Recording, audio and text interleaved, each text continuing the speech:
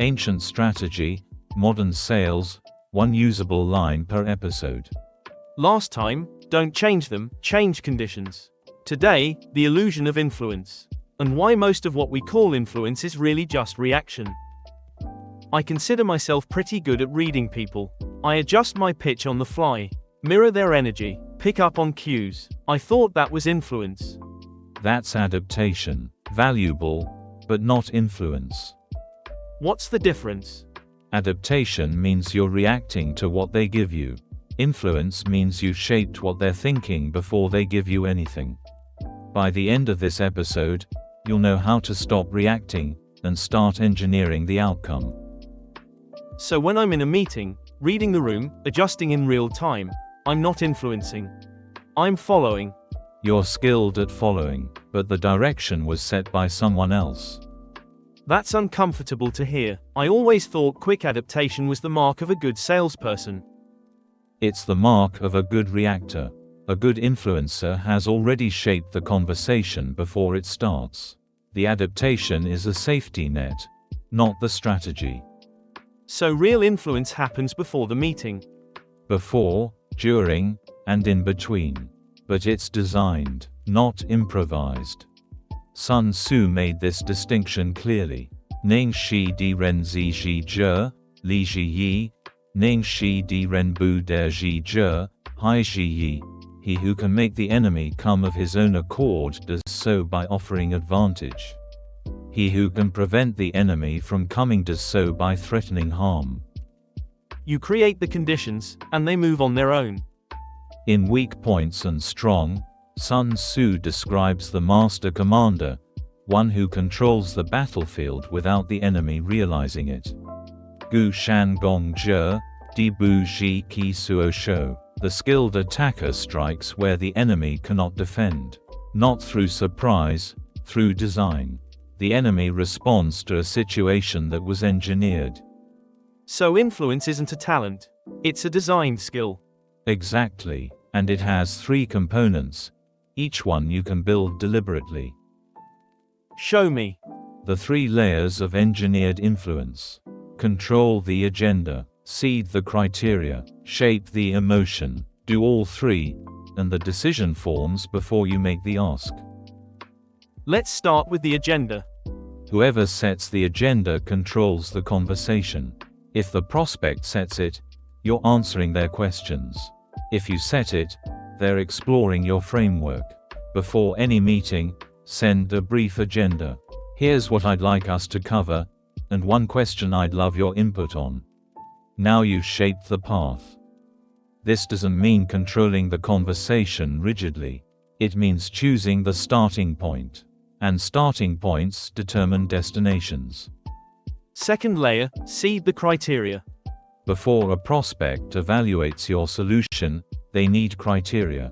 Most salespeople let the prospect define those criteria on their own, or worse, let a competitor define them. Instead, in your pre-meeting conversations, introduce the criteria that favor your strengths.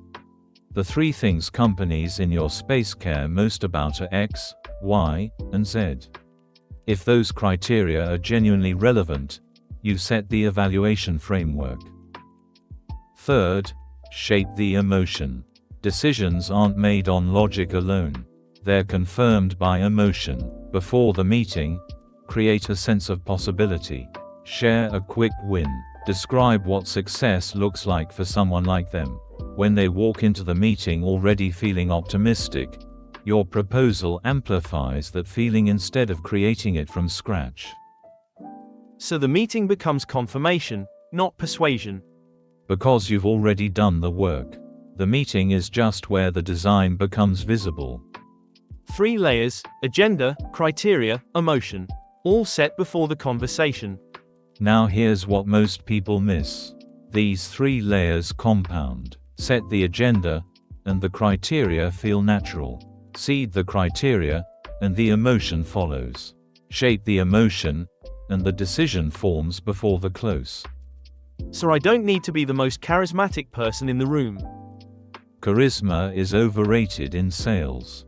Design is underrated. The quiet person who engineers the conditions outperforms the charming one who wings it, every time. Let's make this concrete. 3 moves you can do this week. Move 1. Before your next meeting, send a one-line agenda. I'd like us to explore specific topic and get your perspective on specific question. That's it. Takes 30 seconds. Changes the entire meeting. Move 2. In your next discovery conversation, name the 3 criteria that matter most in their space and explain why.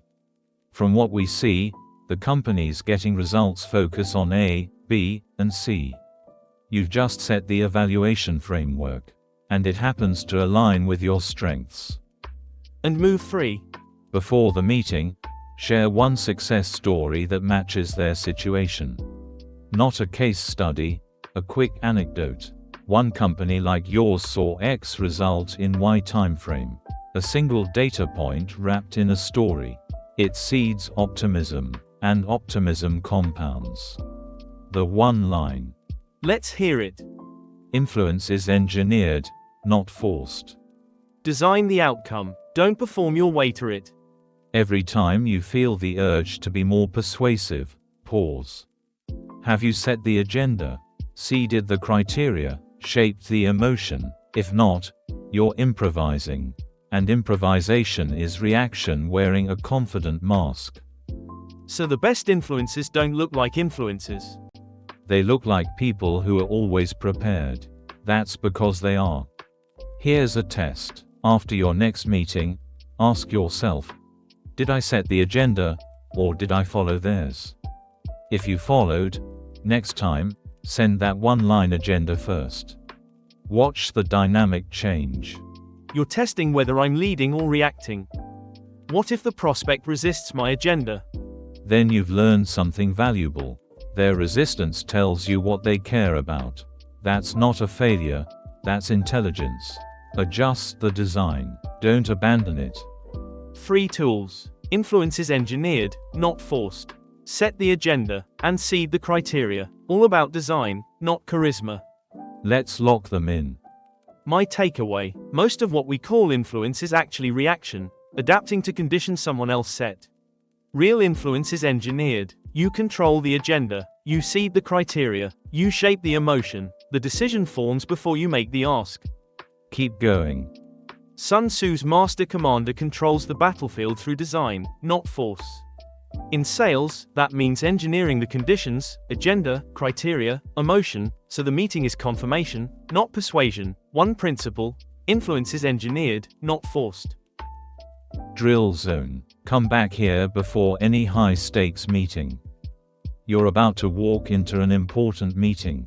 You feel the urge to be more charming, more persuasive. What do you tell yourself? Influence is engineered, not forced. Again, like the commander who shapes the battlefield before the first move. Influence is engineered, not forced. Good. Now the agenda move. Send one line: I'd like us to explore X and get your perspective on Y. And the criteria seed. Companies getting results focus on A, B, and C. The sequence. Big meeting ahead. First, influence is engineered, not forced. Second, send the agenda. Third, seed the criteria. Don't react to the conversation. Design it. Agenda, criteria, emotion. This week's test. Pick one meeting. Before it starts, send a one-line agenda and share one success anecdote. That's all. See how the conversation flows differently. And if it flows better?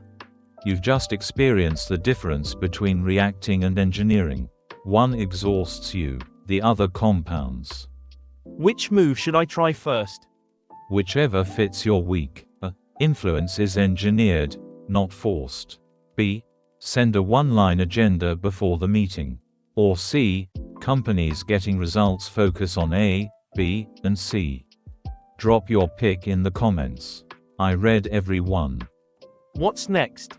How resistance forms unconsciously, and why the defensive reaction you're fighting was triggered long before you noticed. Same calm tone. One usable line. Ancient strategy, modern sales, one usable line per episode.